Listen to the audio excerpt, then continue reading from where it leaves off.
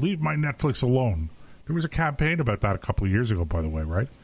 I think so. Yeah, there was. I don't think it's such a bad thing. Guess what, guys? Yeah, I understand where you're coming from. You don't want to pay tax. But you're getting all kinds of benefits, and you have to pay tax. You don't want to pay the tax? Come back to me and tell me what benefit you get from the government that you're prepared to sacrifice in order to reduce the taxes that you're paying. And this is one thing that I find very frustrating, is that a lot of people complain about the tax that they're paying, and I'm one of them. I think taxes are way too high, and I think that they're economically damaging. But what I don't hear from my friends who complain about the taxes that they have to pay, I don't hear from them what benefits that they're prepared to give up in order to allow government to actually reduce their tax burden. For instance, are you prepared to give up, in the province of Ontario, all-day kindergarten, which is still a relatively new thing? And then we have the federal government that is proposing a national daycare program. Are you prepared to forego a national daycare program, however that's going to work out? I don't know. Well, they'll make a dog's breakfast. Okay. Are you prepared to forego that in order to reduce the amount of tax that you would have to pay? And my experience is that a whole lot of people out there are going to complain about the amount of tax they have to pay, but when it comes to reducing the spending that the government is making on their behalf on programs that they benefit from, they're not prepared to do it. And one last thought on this, Nick, okay? Because I know I can hear people out there, I can hear our listeners, some of them banging their fists going, that Benamy, how could he say such a terrible thing about, it's cut government waste. Cut government waste. Okay, trim that fat. Okay, all right. Bad news, guys. Bad news. You could have the most efficient government that you could dream of, and you're still not going to balance the budget. Our problem is not waste. Yes, there's waste.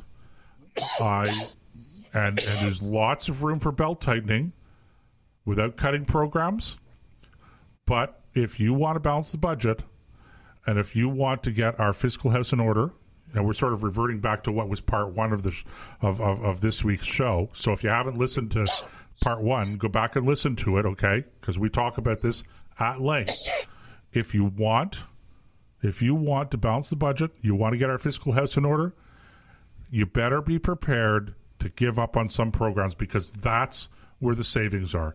There are some savings in waste, but waste is not our problem. We do not have a waste problem. I may have a waste problem, literally. Okay, but that category. Okay, but the government doesn't have a waste problem.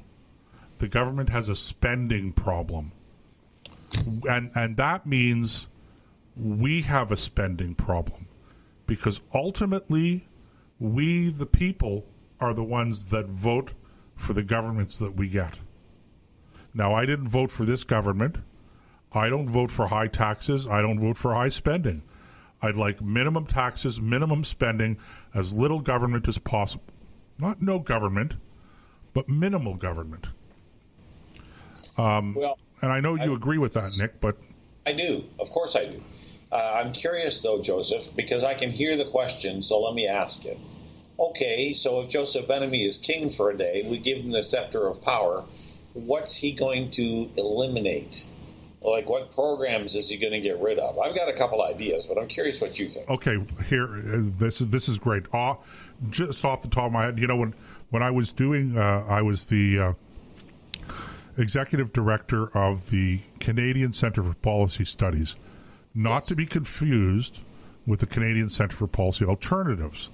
Okay, they were on the left side of the political spectrum. I was on the right side of the political spectrum. We did a study on this. Now I'm going back about 12, maybe 13 years.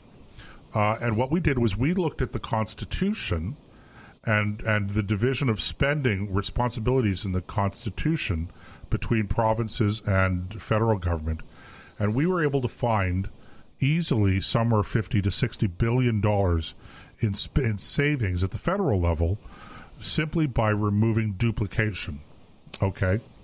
So, in other words, why do we need a federal environmental department of the environment? And now it's environment and climate change or whatever they want to call it. Why do we need that when every province, okay, natural resources is a provincial jurisdiction, an area of exclusive jurisdiction.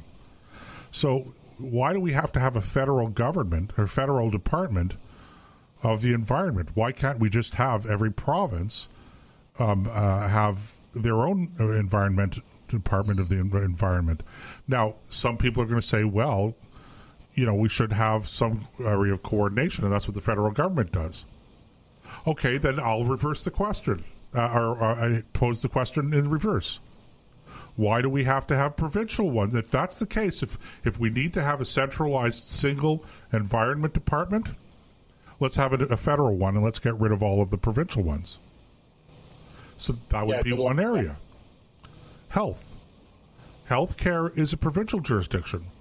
Why do we need a federal minister of health? So they can look down their long noses and shake their fingers at us. Serious questions. Yeah, I know. It's a serious question. Well, ask yourself this. Let's jump into this. There are a number, by the way, of departments and overlapping jurisdictions, etc., where we don't need to be doing this. And again, there's, your logic is flawless here. If I were king for a day, one of the very first places I would go to is because it impacts, human lives on a daily basis, is Indian and Northern Affairs. And I would rip that department open from the minister's desk all the way down to the lowliest band chief to find out where all that money's going. It's about, you're making a good point, and that is about the most broken department I have come across, and nobody has the courage to tackle it because of all of the competing interests and problems that are associated with it. I would not want to be the minister responsible for that portfolio and then say we're going to fix this, because he would have a very short political career. But the other area I would look at is procurement, and I don't mean just military. As an example, why is, and I'm going to military because it's the one I know the best, why is it written in legislation that any bid to build new surface ships for the Navy or the Coast Guard has to include Navy shipyards? Well, again, without arguing the point, because I think you're raising a good point, what I would say is that falls, in my judgment, into the category of waste. So it's wasteful to impose those kinds of conditions on the bidding process. I agree with you. Well, think about this. We had a chance to buy Italian warships, brand new, right, it's still shiny in the box, for a pittance compared to what it's going to cost us to build this new Type 24 frigate that we're going to build. Now, don't get me wrong, I want the Navy to have the very best stuff. But they already had the very best stuff. All they had to do was buy it. We had a chance, and you might remember this, back in the 80s. Do you remember the Ticonderoga American cruisers? Yes. Okay. We had a chance to buy a dozen or 20 of them for $1. For $1. The only condition was that the first refit had to be done in an American port. Now, only an idiot would turn that deal down, because those are some of the most modern and up-to-date warships of that era. And we said no, because it didn't include Canadian shipyards right out of the block. Well, what about every refit after that? We ride horse ships for 30 years. They're going to go through refit every 5, so go figure it out. And this is the kind of thing that this is the kind of thing I think that conservatives need to start. You don't have to hit people where they work or go after their low-hanging fruit right away. Like, okay, kill the national daycare program, or, get rid of all-day kindergarten, or, these kind of things. You can do things like lower payroll taxes. You can do things like put an end to discriminatory bidding processes when we want to buy new fighters. Sure. Just bring 3 or 4 companies in and the best man wins. And that's the way it should always be, but it hasn't been that way since World War II. Well, I don't dispute what you're saying, Nick. I'm just saying that, to me, a lot of that falls into the category of wasteful spending, inefficient spending. And government is inefficient by its very nature. But let's assume you can get 100%, you can wring out of government 100% efficiency in all departments. You're still not going to be able to balance the budget. What we have is a spending problem, not a waste problem. And I would say that spending on stuff like that is, wasting money on things like that is a spending problem, because you're spending money you don't need to. But having said that, I agree with you in general. Like, there's all kinds of departments out there that could be either reduced in size and scope and reach, or eliminated entirely, to be able to bring things under heel, reduce the overall workforce in the federal government. And I say that with relatives and in-laws who work in the federal government, like in the Department of Agriculture. I have a son-in-law that works there. Okay, so maybe I'm sacrificing his job. Maybe we don't need a federal agricultural minister. Maybe we need provincial ones, and each one deal with their own area. I don't know. So that's my take on that. And with that, ladies and gentlemen, I'm looking at the clock, and I see we're coming up to the top of the hour.